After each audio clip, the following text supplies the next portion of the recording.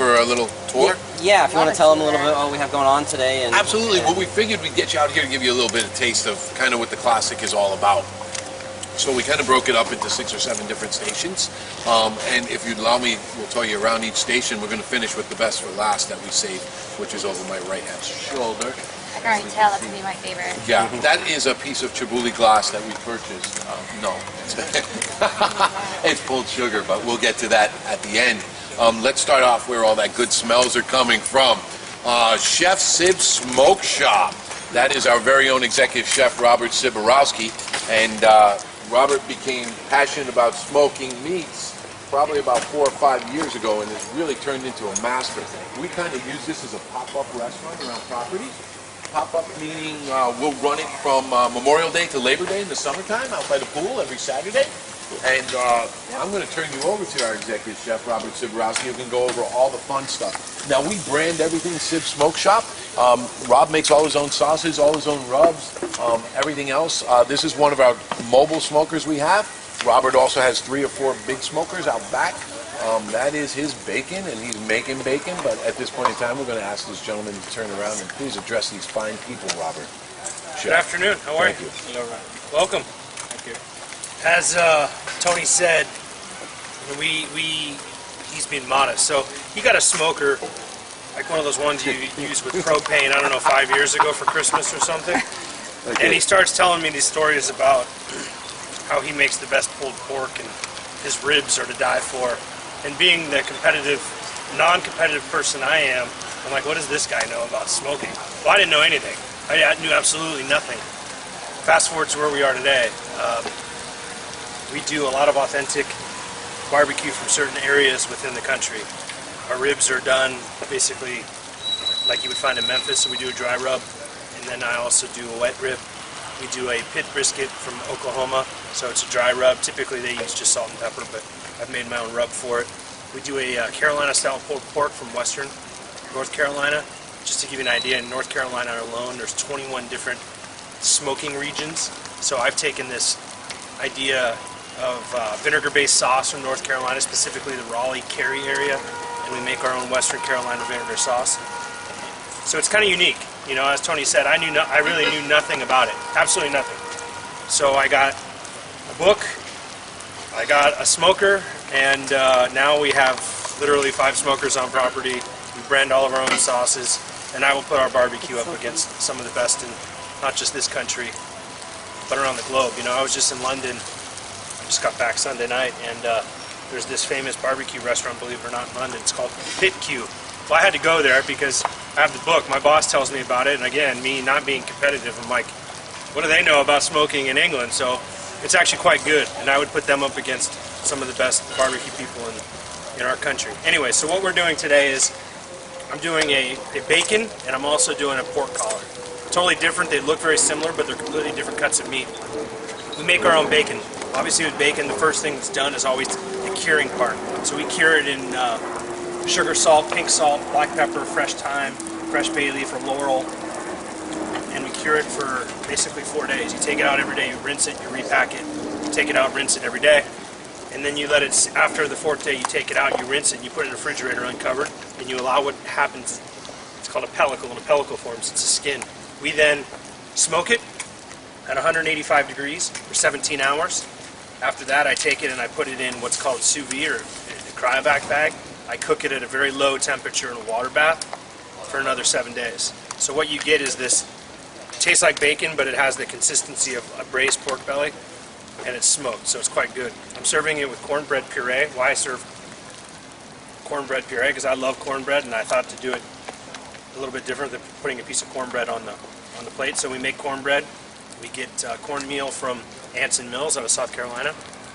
I make the cornbread, I cook it down, and I puree it like baby food. I have heirloom tomatoes. I have a smoked tomato and bacon ragu, and then I garnish it with a little bit of butter and vinegar braised pearl onions. The next dish that Chef Angel's working on the black plates at the end, is the Magalista pork collar. Magalista is a type of pig. It's called the woolly pig. It looks like a sheep, but it's a pig. Huge, huge animals.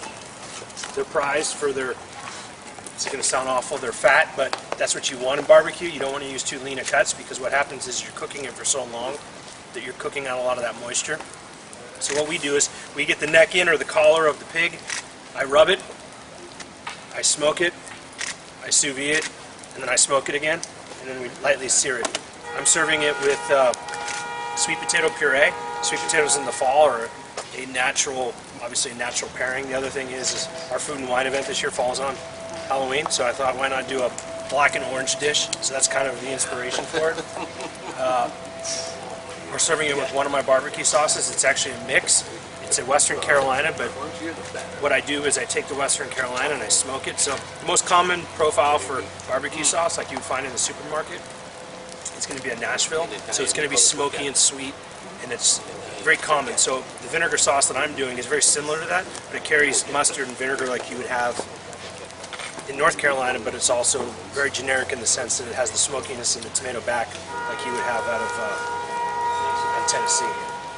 And then I'm garnishing it with a chestnut chip. What is a chestnut chip? It's not a piece of chestnut. It's chestnuts that I get in fresh. We peel them, which is an arduous process. And then we cook them, we puree them, and we put them on acetate sheets, which are real thin plastic sheets, and I dehydrate it. I add a little bit of maltodextrin to it to create the texture. It's by volume. It's 0.003% to 100 grams of puree, and you can do anything you want. It could be strawberries, raspberries, oranges. Makes no difference. But it tastes like chestnut, and it's paper thin like it should be. Any questions? Enjoying in the Causeway. The one I like to showcase, obviously, here at the Food and Beverage Classic, we're always about doing things simple, but having a little fun with it. This is a regular shrimp cocktail deconstructed in this tube. A really, really fun way to eat it, obviously. And we're all about that, is you just seal the end of the tube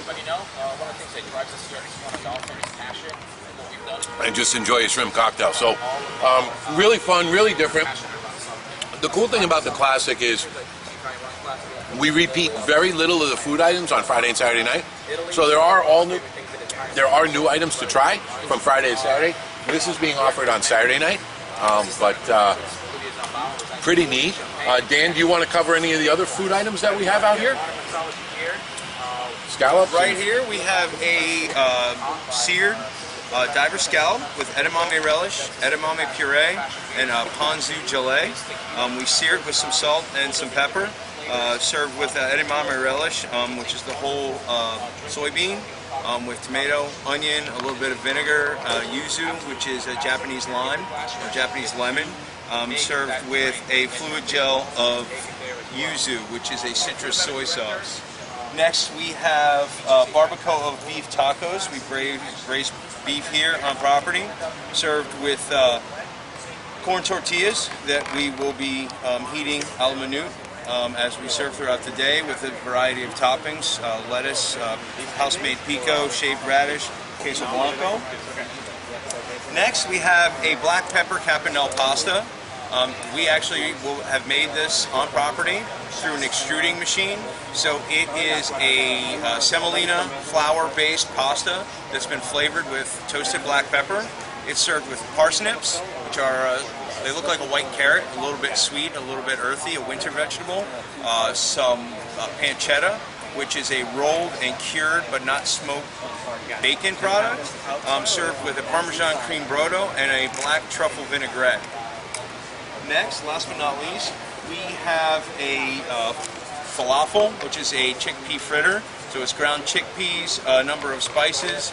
It's been tossed with a little bit of panko breadcrumb, deep fried, served with lettuce, tomato, and a house-made tzatziki sauce. Near and dear to everybody's heart is shrimp cocktail, right? So here at the hotel we have Shula Steakhouse and we serve a ton of shrimp cocktail. So Tony challenged us to come up with an innovative way to present shrimp cocktail, because a lot of times you'll see the martini glass with the shrimp hanging off the side with the shredded lettuce. How boring is that? So what we did is, and I know nothing about this, you gotta have to listen to the man over here. He said get these glass tubes that are called steamrollers, and I never knew what a steamroller was. I thought it was a thing that went down the street really slow when you have new asphalt. And he's like, no, it's this glass tube that you put your hand on the end and you suck out of. So what we have in here is cucumber, English cucumber that I leave the skin on. Bloody Mary cocktail sauce we make it in-house.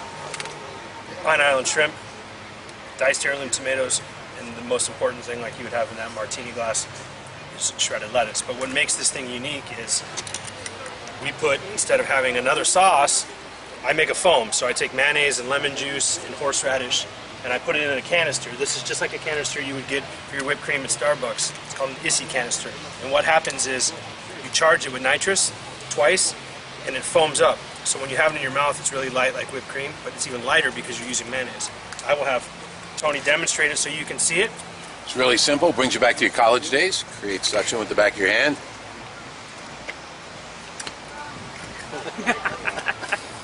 Shrimp cocktail in a glass, too. Really cool. Tastes great, too. That's it. That's going here. I'm going to create suction, let go. We're going to see what's going to happen. There you go. Ta-da! Good job. Please, So yes. she's going to insert vanilla ice cream and banana caramelized compote in that bun. It's a sweet bun. It's like a brioche, and we're going to put it in the press, and it's going to be served slightly warm. And the beauty about it is that the ice cream is not fully melting, so you have a contrast of temperature and texture. So that's so it takes about 30 seconds. And what else we can say about that? Warm and good. It's gonna be delicious. That's what I think. Oh, I can smell it. Yes. Smell it. So the bananas are just caramelized. You know, I mean, caramel sauce, vanilla, fresh vanilla beans from Mexico, the pure vanilla, and a little bit of rum. And we infuse the vanilla as well with the rum. So here it is. It's ready. It's gonna come out of the panini press. She's gonna cut it in half, and you can see that it is so yummy inside. There you go.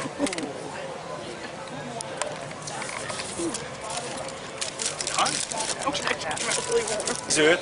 It's 3 desserts per day. Friday are these 3 desserts. The next day is gonna be same concept but different flavors. So here we have a chocolate caramel dome. It's milk chocolate and a caramel cream in the center. Here we have a yogurt panna cotta with a raspberry compote on top. There's a little raspberry marshmallow and raspberry film.